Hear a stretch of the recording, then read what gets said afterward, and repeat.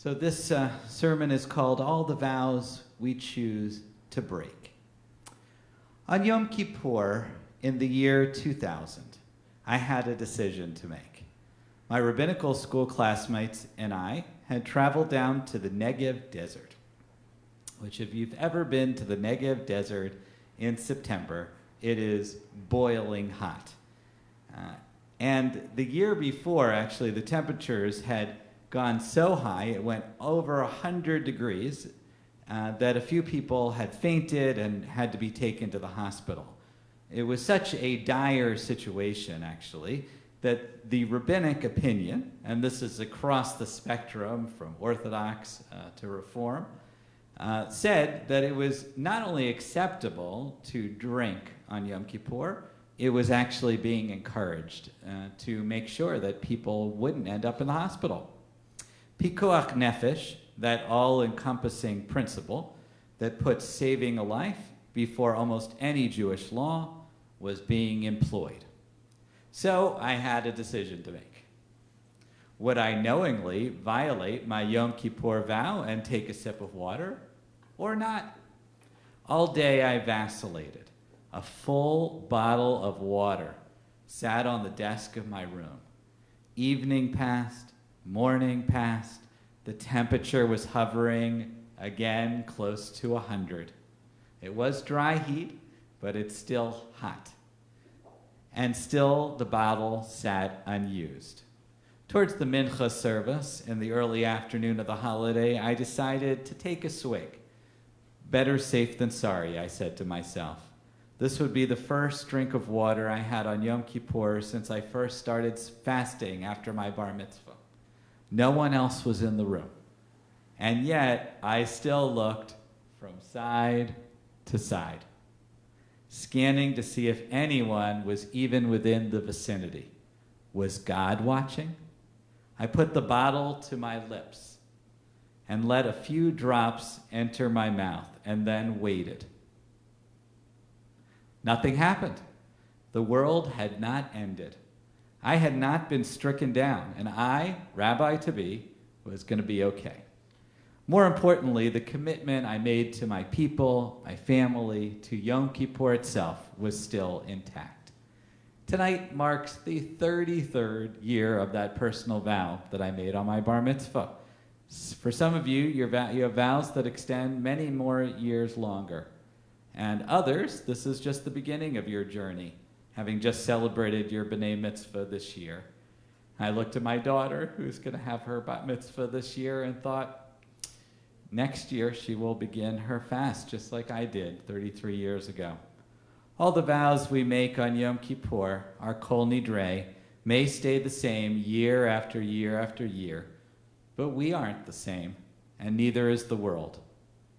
In the year 1848, when a 30-year-old Lithuanian rabbi named Yisrael ben Zev Wolf Lipkin, I know it's a mouthful, saw the devastation a cholera epidemic was inflicting on his hometown of Vilna.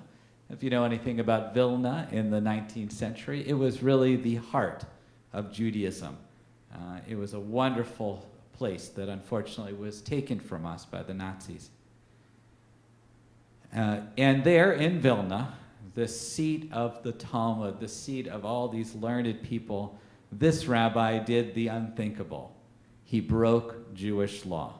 Not only that, but he advised anyone who would listen to do the same, encouraging his students to openly violate the Sabbath to save lives. And when fish was considered forbidden by medical authorities for fear that it helped spread the virus, Rabbi Yisrael went as far to permit them to eat pork. So when Yom Kippur came around that year, it was only fitting that he would take the outlandish step of not only encouraging people to eat and drink, but insisting that they do so. He hung posters on every synagogue in Vilna, instructing people to eat, take walk, and for rabbis to keep services short on the holiest day of the Jewish year. And he took it a step further.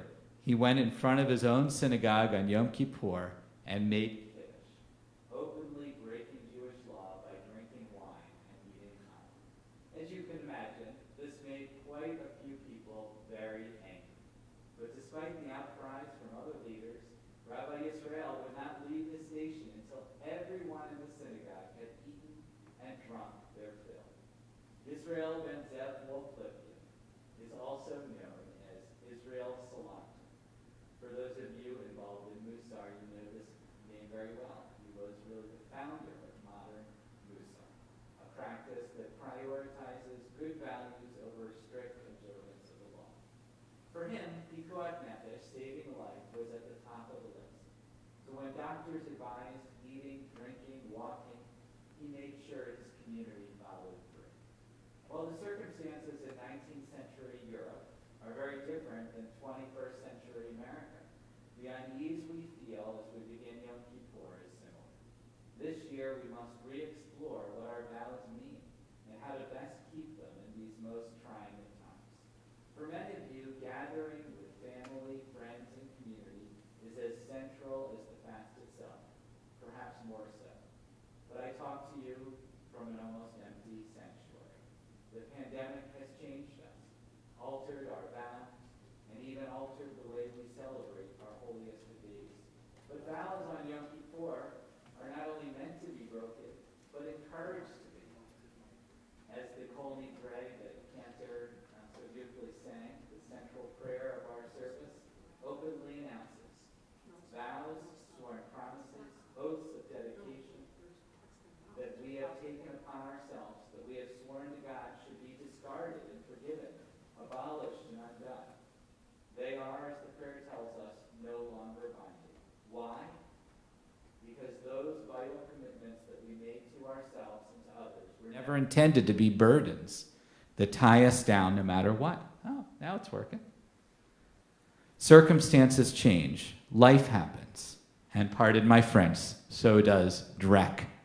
We need an out, and only by doing so publicly will we give ourselves one. COVID is the great destroyer of vows. We want to do right by those we love, but we cannot possibly do so as we originally intended. Completing our work, task, educating our children, supporting family members, being a good community member and member of society is so much more challenging under the constraints of the pandemic. Yom Kippur affords us an opportunity to start again, wiping the slate clean so that we can finally fully immerse ourselves in the year ahead. What we will face in 5781 will no doubt require our full attention, our full selves, unencumbered by guilt for that which we have no control over. As we consider how to face our Maker today and every day, a few key quotes from Rabbi Salanter may come in handy in guiding our decision-making. Number one, someone else's material needs are my spiritual responsibility. I'm going to repeat that again. Someone else's material needs are my spiritual responsibility. Number two, promote yourself, but do not demote others. And number three, something that's more of a story than a quote, but is perhaps Salanter's most enduring statement. When I was a young man, I wanted to change the world. I found it difficult to change the world, so I tried to change my nation. When I found I couldn't change the nation, I began to focus on my town. I couldn't change the town, so as an older man, I tried to change my family. Now as an old man, I realized that the only thing I can change is myself. And suddenly I realized that if long ago I had changed myself, I could have made an impact on my family. My family could have made an impact on our town. The town's impact could have changed the nation, and I could indeed have changed the world. We cannot ultimately change the world by ourselves. All we can do is to change ourselves. I will never know if the drops of water I ingested made a difference. I stayed that year in largely air-conditioned facilities and encountered the heavy seething, negative air only in bursts on my way to and from synagogue. But I drank nonetheless, and I'm glad that I did. In doing so, I was making a statement to myself that my needs were as important as anyone else's. And as Rob Salanter suggests in his famous allegory, by changing myself in that slight way, perhaps I also changed the world. Preserving a life, as the great rabbi advised and as our tradition emphasizes, is worth any cost, even the most precious of our traditions. Addressing an empty sanctuary is not our preferred method of celebrating the holiday, but if it relieves any one soul of its suffering, it has all been worth it. A safe and easy fast, a Gemar Chatima Tova, a good final sealing in the book of life for us all.